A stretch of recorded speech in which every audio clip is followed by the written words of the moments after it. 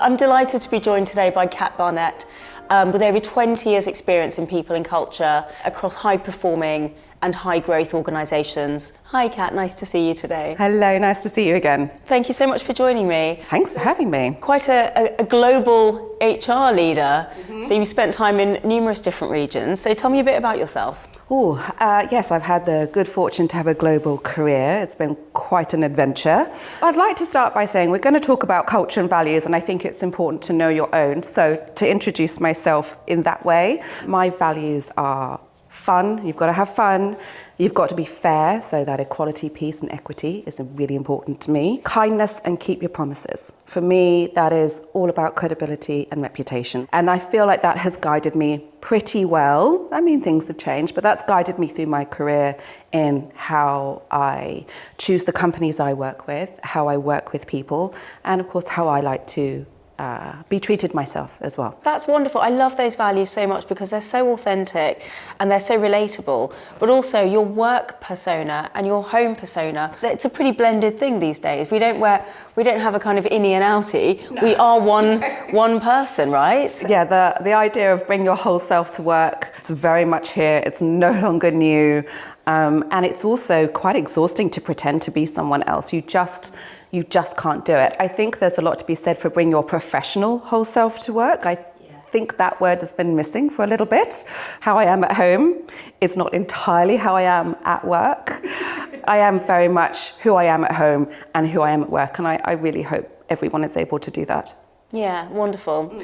So let's get into it then. So culture, values, people talk about those things a lot, but talk to me a little bit about kind of what you've learned over your career in how to really have robust and meaningful values and a culture that kind of really stands for something in organisations. I think it's a lot harder than people believe it to be. To have truly a value-led culture means obviously a lot more than having mugs with honesty stamped across them, or the list of 11 on your website. Here's how we treat our people, this is how we work. So often that's not the culture, and I've learned that through working with organizations that have an exceptionally strong culture, but those values that are on their website, they don't marry up.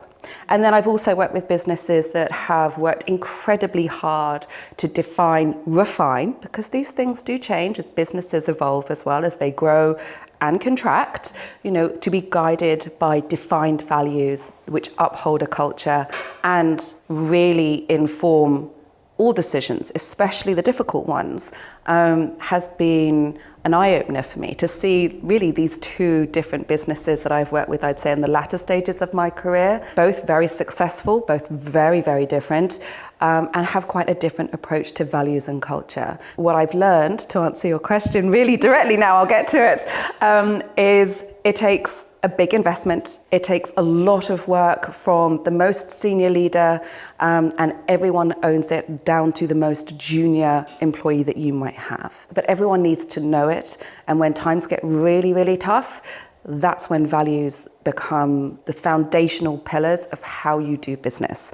And that's where the competitive advantage lies. Yeah, because I've seen organisations that throw a ton of money into defining their values and kind of launching them. It's almost like a kind of sidebar that just gathers dust somewhere, and there's no kind of consistency in what you utilise those values for. Have you experienced those pitfalls yourself across your career? Oh yeah. Absolutely. I mean, who hasn't? Definitely. Yeah, that's not unusual. So many businesses, quite rightly, do invest a lot at the beginning, and they do so with such good intention. They really want this to, define who they are.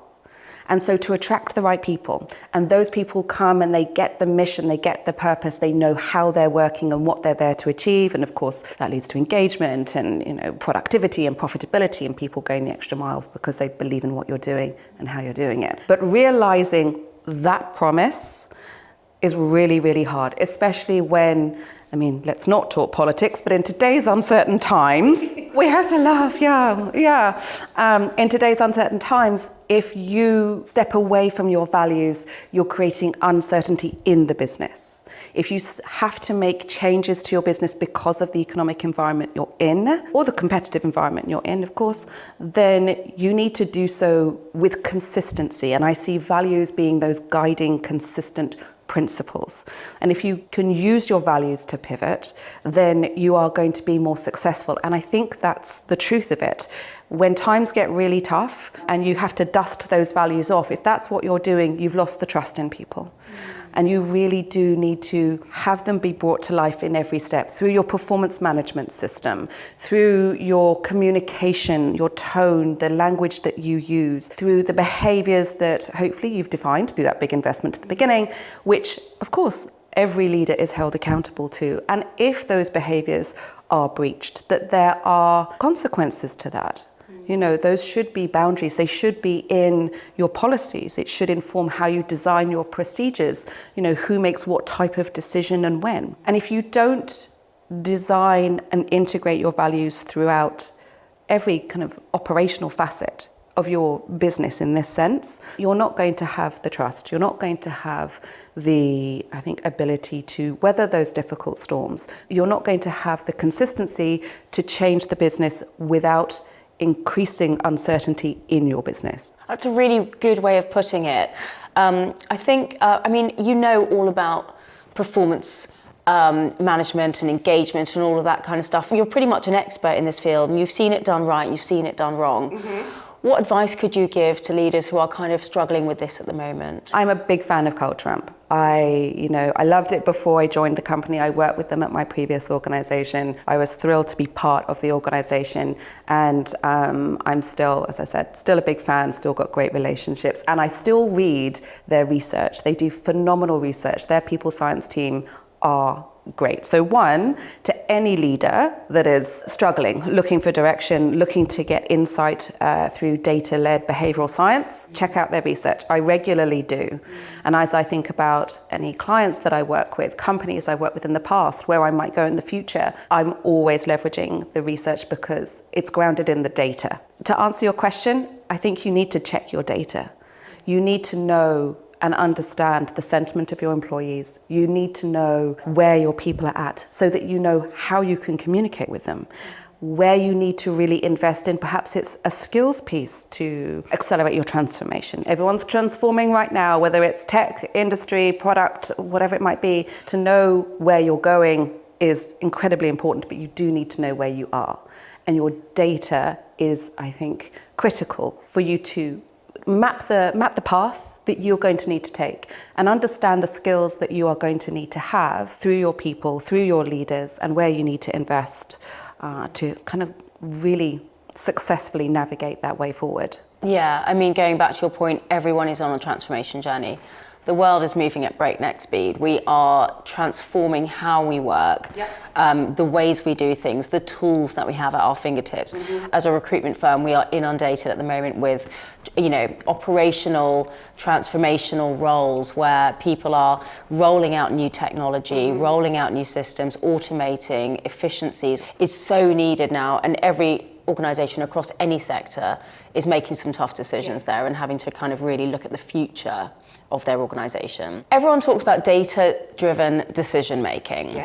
And, clients come to us and they tell us that they want a data-driven individual, a data, fluent individual. Let's unpack that a little bit. So how do you truly use data to make informed, robust decisions that align with your values and align with your culture? So I just want to take a step back because data-driven is one piece, but for me it signals a little too far that is the only factor that drives your decision. I tend to take a nuanced approach, granted, but it's being data-informed. Because if I think about the data that I need to make decisions or to work with my leaders to make decisions, it is always one piece of what is driving or going to literally inform that decision. Being driven solely by data, it's too narrow. And I know we can debate the meaning of data or the breadth of what that means too, but if we think about the numbers, I think that being data informed is a subtle but important difference. For me, you have to be asking the right questions. Again, big fan of all kinds of survey products. Shout out to Culture.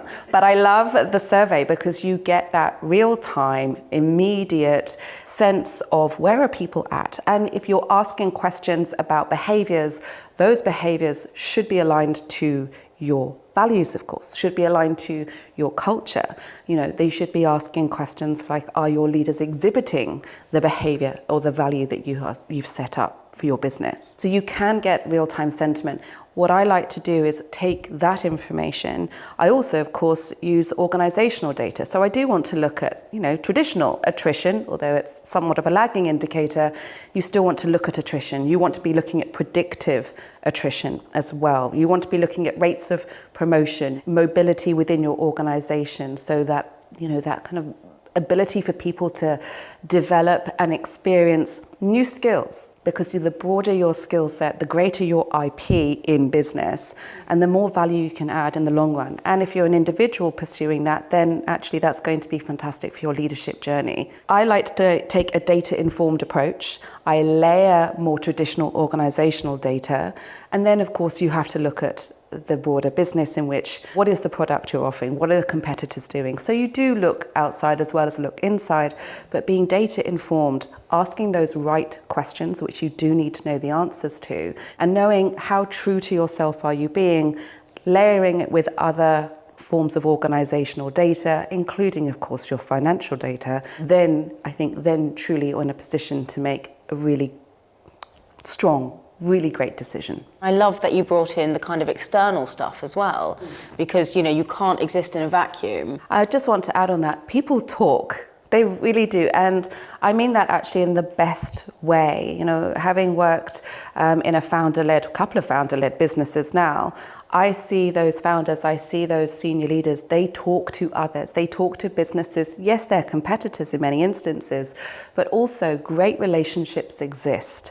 And some of the best companies, they want to see everyone succeed, partly because the talent market is so small. So there's a lot of, you stay in an industry long enough, the great players, the people that are out there, and the products, and hopefully, you can see people that bring competition that just is driving you to the next level. Share challenges, you share ideas, and that's how leaders learn, that's how founders evolve, that's how, startups become scale-ups, through those networks. I think we've covered some really interesting topics today, some very current and topical topics. There's a lot of people out there that will learn from your experience, of which you have vast experience. So thank you so much for joining me today. Thank you so much for sharing your knowledge and deep understanding of the people and culture remit. Thank you, and I've really enjoyed it. It's been a lot of fun. Thank you very much for having me.